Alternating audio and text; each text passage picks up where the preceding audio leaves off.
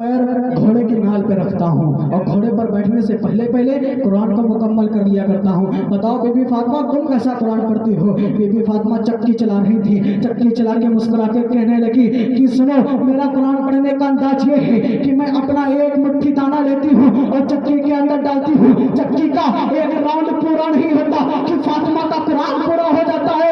तो सुनो, जिनकी माँ ऐसा लाजवाब कुरान पढ़े, जिनका बाप ऐसा लाजवाब कुरान पढ़े, अगर उसका बेटा नेज़े की नोक पर कुरान पढ़ता है तो कौन सी हैरत की बात है? अगर उनका बेटा नेज़े की नोक पर कुरान पढ़ता है तो कौन सी हैरत की बात है? इसलिए माँ बाप से चलती है। जब हजरत अली का कुरान पढ़ने का अंदाज ये है तो मेरे इमाम हुसैन का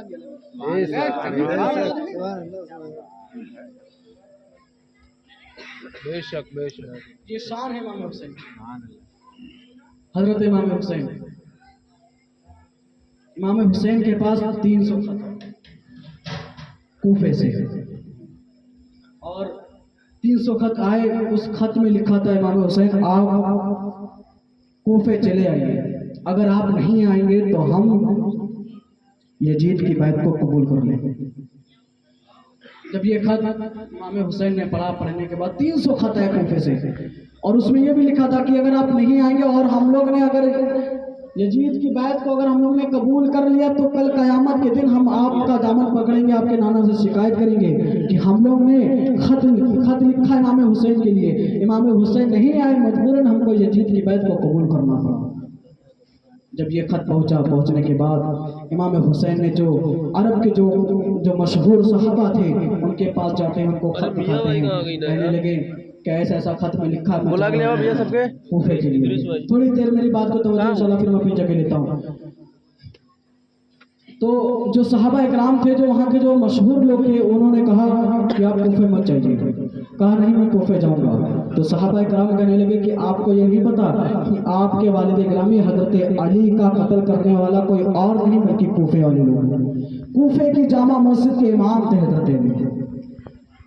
तो इमाम हुसैन कहने लगे कि अगर मैं कूफे नहीं जाऊँगा तो कल क़यामत के दिन अगर इन लोगों ने मेरा दामन पकड़ के मेरे नाना से मेरी शिकायत करी तो मैं क्या जवाब दूंगा? मुझे तो कूफा जाना है। हजरत इमाम हुसैन जाते हैं अपने घर और अहले ख़ानदान को इत्तला दे देते हैं कि सुबह हमको कूफे के लिए रवा होना है। थोड़ी देर तवज्जो इधर कि मुझे कूफे के लिए रवा होना है। इतना कहना हुआ, सोचो कि जो शख्स जो मदीने से इमाम हुसैन जब मदीने से कूफे के लिए जा रहे होंगे उनके दिल पर क्या बीती। अब मैं छोटा सा वाक़या ये बताता हूँ कि जब लोग हाजी हज करने के लिए जाता है तो 7 दिन या फिर 10 दिन मदीने शरीफ में रहता है। सिर्फ 40 रकात नमाज के लिए उलमा इकराम मौजूद हैं। हज़रत 40 रकात नमाज के लिए तो जाता है 7 या 10 दिन के लिए, 7 या 10 दिन के लिए जाता है मदीने शरीफ में। उस जाके हाजी से पूछो, जाकर हाजी का दामन पकड़ के पूछो कि हाजी बाबा आप जब मदीने गए, मदीने जाने के बाद जब आपकी 40 रकातें पूरी हो गई और जब ऐलान हुआ कि मदीना छोड़कर हमको निकलना है तो हाजी बाबा बताओ तुम्हारे दिल पर क्या बीत रही होगी? मैं कसम खाता इस मेरे रसूल की, हर हाजी बाबा यही कहेगा जो हज करने जाता है, सारे हाजी यही कहेंगे जब मदीना छोड़ने की बारी आई थी तुम्हारे आंखों में आंसू थे और दिल तड़प रहा था। यही दुआ करते हैं। पूछो जाकर उस हाजी से कि हाजी बाबा जब आप मदीना छोड़ रहे तो आप पर क्या बीत रही होगी? आज हम लोग कहते हैं हुसैनी है, अल्हम्दुलिल्लाह हुसैनी है, लेकिन कुछ काम तो करें हुसैनी वाले, कम से कम नमाज तो पढ़े। इमाम हुसैन ने करबला में अपना सर कटवाया क्यों? इस्लाम के लिए। सुभान अल्लाह। पैगाम दिया हमको, सर सजदे में जाए पैगाम दिया कि मुसलमानों कितनी भी मुसीबतें तुम्हारे पर आ जाएं लेकिन तुम्हें नमाज नहीं छोड़नी, तुम्हें नमाज नहीं छोड़नी है।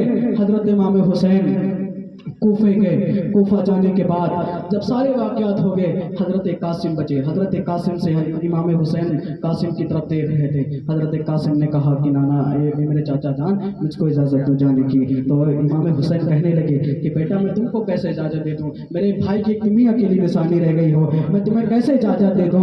हजरत कासिम फरमाते हैं मेरे चाचा जान, मेरे वालिद गिरामी इमाम हसन ने हमको ये पैगाम दिया था कि बेटे अगर तुम्हारे पर कोई मुसीबत पड़े, अगर तुमको तुम्हारे चाचा पर अगर कोई तकलीफ हो तो बेटे अपनी जान की परवाह मत करना, अपने चाचा पर कुर्बान हो जाना जाकर।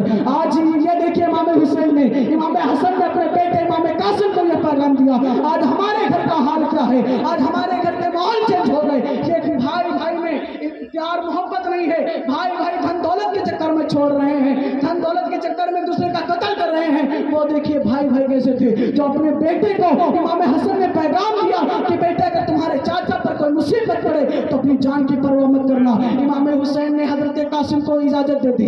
इमाम कासिम जब जाते हैं करबला के मैदान में जब लड़ने के लिए, तो इमाम हुसैन ने सबकी लाश लेकर आए थे, लेकिन मेरे इमाम कासिम के जिस्म के टुकड़े लेकर आए थे। सोचो मेरे इमाम हुसैन पर क्या बीत रही होगी। और करबला के मैदान में तपते हुए रेत पर इमाम हुसैन भूखे प्यासे हमको ये पैगाम दे गए कि ये मेरे मुसलमान भाइयों, तुमको मारा जाए, तुमको खाना जाए, तुम्हारे पर तीरे बरसाए जाए, तुम्हारे पर चाकुआ चला जाए, लेकिन इस्लाम का दामन मत छोड़ना। और जब तारीख लिखी जाएगी तो ये पैगाम आएगा कि जो काटने आए थे वो हार गए और जो कट गए वो जीत गए। सुभान अल्लाह। जो कट गए वो जीत गए।